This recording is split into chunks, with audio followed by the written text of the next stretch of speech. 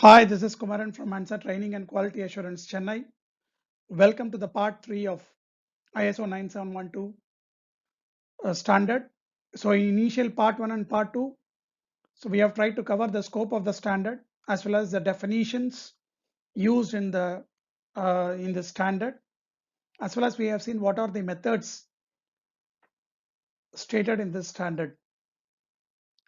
So in this part, we will be covering the responsibilities of the certification body, authorized qualifying body, examination center, employer, candidate. So all the responsibilities will be covered in this part 3. So kindly subscribe to our channel in order to get the regular technical updates. Please do like the channel and share the presentation so that it reaches the number of people more. Now we try to go into the presentation. So responsibilities. So in general, if you see the certification system, which shall be controlled and administered by the certification body or with the assistance of AQB, which is nothing but the authorized qualification body. So which includes all the procedures necessary to demonstrate the qualification of an individual to carry out tasks in a specific NDT method and product or industrial sector. So product sector can be a welding, casting, forging. Industrial sector can be railways, aerospace, pre and end service including manufacturing. So which finally leads to the certification of competence. So certification body. So certification body shall fulfill the requirements of the ISO IEC 17024. So this is the standard based on which the certification body will get the accreditation. So this standard talks about the personal qualification. So certification body shall initiate, promote, maintain and administer the certification scheme according to ISO IEC 17024 and this international standard, which is ISO 9712. The certification body shall publish specifications for training courses that include the syllabi according to this ISO TR 25107.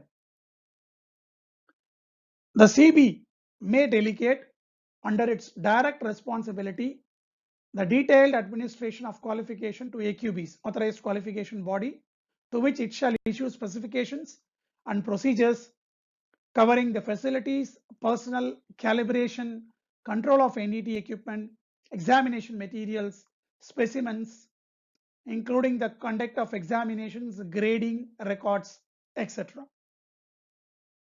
Certification body shall conduct an initial audit and subsequent periodic surveillance audits of AQBs to ensure the conformity to the specification.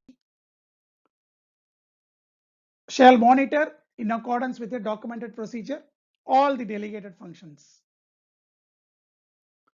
So the certification body shall approve properly staffed and equipped examination centers, which it shall monitor on periodic basis. Shall establish an appropriate system for maintenance of records, which shall be retained for at least one certification cycle, which is 10 years. And the certification body shall be responsible for the issue of all certificates. So in our case, the certification body is RTC Testing and Diagnostics, Russia, which has been accredited by UKAS, United Kingdom Accreditation Services. Our AQB is ANSA Vents Quality Assurance Pte Limited, Singapore. So the certification body shall be responsible for definition of the sectors. Sectors which we have already told, it can be a product sector or industrial sector. Shall be responsible for ensuring the security of all the materials, examination materials. It can be specimens, master reports, question banks, examination papers, etc. And shall ensure that specimens are not in use for training purpose. So here training specimens are separate, examination specimens are totally separate. The certification body shall require all the candidates and certificate holders to give a sign or stamped undertaking to abide by a code of ethics which it shall develop the purpose and publish. So the code of ethics has to be clearly signed, which generally talks about the the malpractices and other things. So you have to be ethical, and all those things will be the part of the code of ethics, so which you need to sign. Now let us see what is the responsibility of authorized qualification body. So it shall work under the control of and apply specifications issued by the certification body. So be independent. That is one of the very important things. Be independent of any single predominant interest. Ensure that it is impartial with respect to each candidate seeking qualification, bringing to the attention of the CB any actual or potential threat to its impartiality. Where established, the AQB shall apply a documented quality management system. It has to be approved by the certification body, have the resources and expertise necessary to establish, monitor and control examination centers, including examinations and calibration and control of the equipment. So the AQB shall prepare, supervise and administer examination under the responsibility of the examiner authorized by the certification body. So the examiner shall be authorized by a certification body, maintain appropriate qualification and examination records according to the requirements of the CB. If there are no AQB, the certification body shall fulfill the requirements of the qualification body. Certification body itself can conduct training, can conduct the exam and can issue the certificate. Examination center.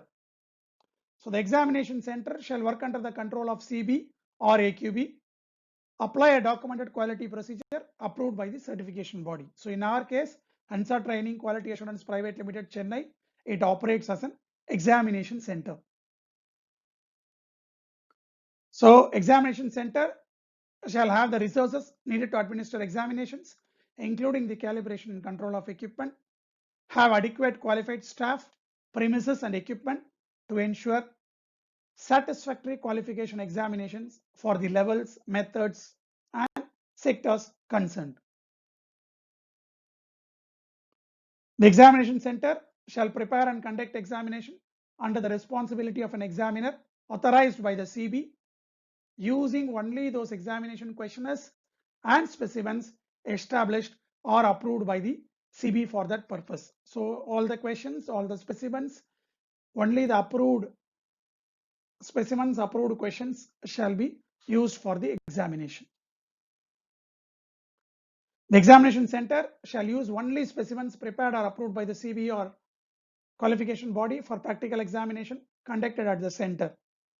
When more than one examination center exists, examination specimens of the comparable difficulty containing similar discontinuities shall be used. Under no circumstances specimens be used for training purpose. So training specimen and examination specimen should be totally separate. The examination center shall maintain appropriate qualification and examination record according to the requirements of the certification body. An examination center can be situated at an employer's premises. So for example, you can always directly go and conduct a training and examination at an employer premises.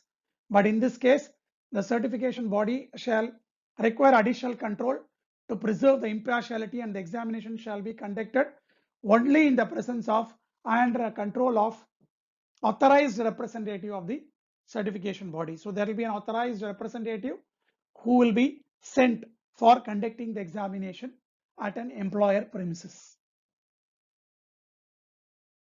Let us see what are the responsibilities are there for employer. The employer shall introduce the candidate to the certification body or the AQB and document the validity of personal information provided. The information shall include the declaration of education, training and experience, and visual acuity needed to determine the eligibility of the candidate. In case if the candidate is unemployed or self-employed, the declaration of education, training, experience shall be attested by at least one independent party acceptable to the CB. So in case a person is self-employed, so he can give the declaration by any at least one independent party acceptable to the CB. Neither the employer nor his staff shall be directly involved in the qualification examination. So employer cannot be involved, nor his staff can be involved in the qualification examination.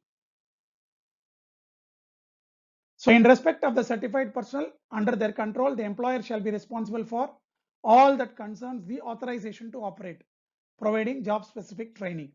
For example, a person who has been certified by ISO 9712 in a particular method, the employer may allow him to directly work for that particular method, or the employer will be providing the job specific training based on the job components which is used by the employer.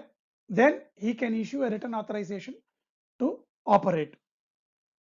The results of the NDT operation, ensuring that the vision acuity are met. So the vision acuity can be a near vision or color vision. And verify the continuity in the application of NDT method without significant interruption, ensuring that the personnel hold valid certification relevant to that task within the organization, maintaining appropriate records.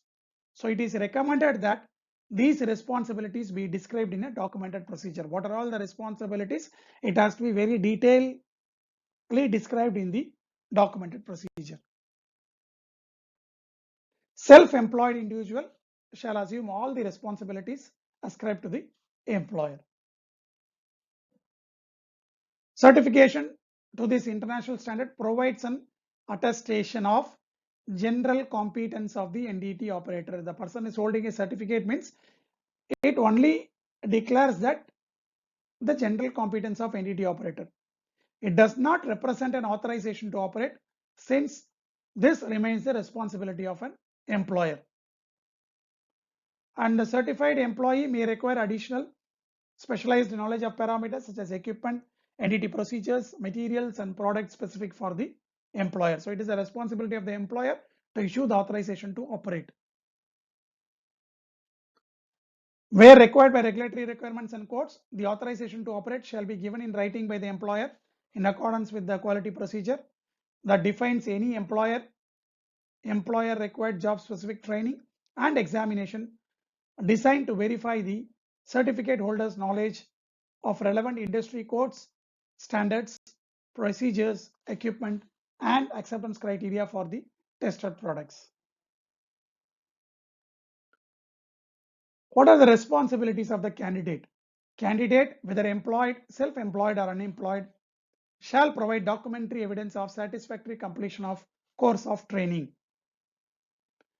Provide verifiable documentary evidence that the required experience shall be gained under qualified supervision. So the experience shall be gained under the qualified supervision. That means the person who is already holding the certificate. Provide documentary evidence of vision satisfying the requirements of 7.4. So section 7.4 talks about the near vision, color vision. Then abide by the code of ethics published by the certification body.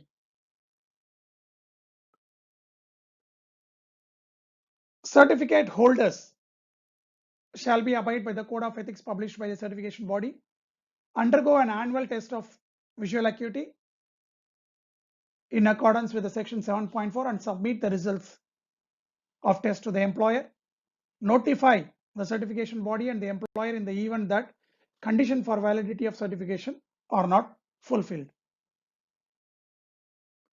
Now let's try to understand the different levels of qualification which is stated in this ISO 9712 standard. So who is a level 1? An individual certified to level 1 has demonstrated competence to carry out NDT according to the written instructions and under the supervision of level 2 or level 3 personnel. So level 1 cannot work individually. He has to work according to the written instructions and under the supervision of level 2 or level 3 personnel. Within the scope of competence defined on the certificate, level 1 personnel may be authorized by the employer to perform the following in accordance with NDT instructions. So level 1 can set up NDT equipment, perform the test, record and classify the results of test according to written criteria, and report the results. Level 1 certified personnel shall neither be responsible for choice of test method or technique to be used, nor for the interpretation of test results. So he is not responsible for any choice of test method or technique, nor interpretation of the test results. Level 2. An individual certified to level 2 has demonstrated competence to perform NDT according to NDT procedures.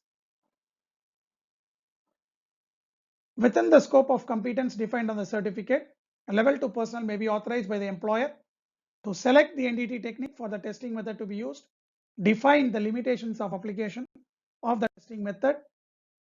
Level 2 can translate NDT codes, standards, specifications, and procedures into NDT instructions adapted to the actual working conditions, set up and verify the equipment settings, perform and supervise tests, interpret and evaluate results according to the application standards, code specification, or procedures, carry out and supervise all tasks at or below level 2, provide guidance for the personnel at or below level 2, report the results of NDT.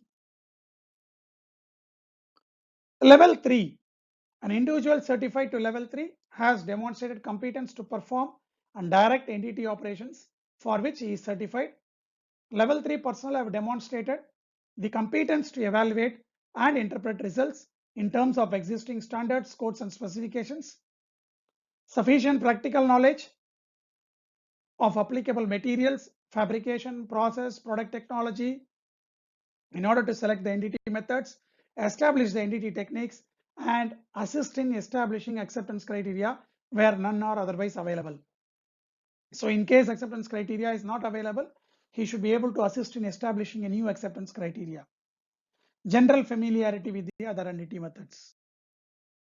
So within the scope of competence, level 3 personnel may be authorized to assume full responsibility for a test facility or examination center and staff, establish, review for editorial and technical correctness, and validate NDT instructions and procedures, interpret standards, codes, specification, and procedures, designate the particular NDT test methods, procedures, and NDT instructions to be used, carry out and supervise all tasks at all levels, provide guidance for NDT personnel at all levels.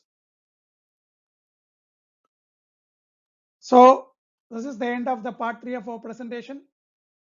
So thank you very much. Thanks for the passionate listening.